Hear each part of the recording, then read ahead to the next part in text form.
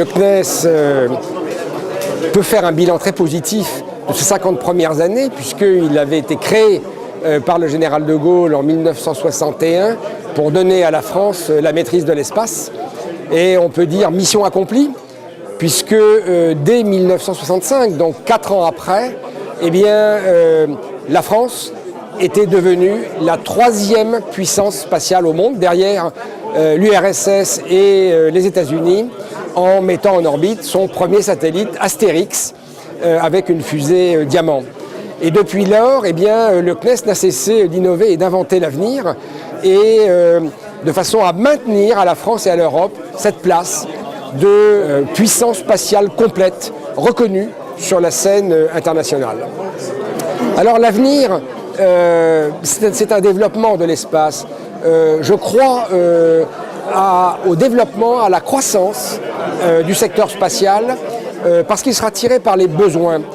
L'espace répond à tellement de besoins non satisfaits par les solutions terrestres que la demande va croître et donc tout le secteur va se développer. Et je dirais, au-delà de l'outil de souveraineté, au-delà de l'outil en matière économique, de création d'emplois, puisqu'on a un retour sur investissement d'un facteur 20, c'est énorme comme rentabilité d'investissement, au-delà des usages quotidiens de chacun d'entre nous dans la vie de tous les jours, au-delà des apports scientifiques, l'espace nous fait rêver.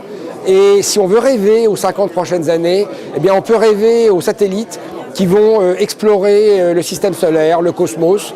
Le futur Christophe Colomb, c'est un satellite qui navigue et qui explore des contrées inconnues.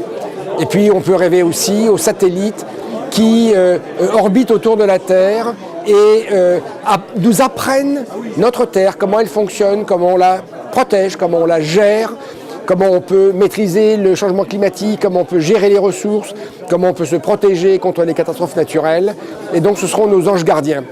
Et donc voilà, l'avenir, c'est l'espace qui est l'avenir de l'humanité en gardant la Terre habitable pour les générations futures.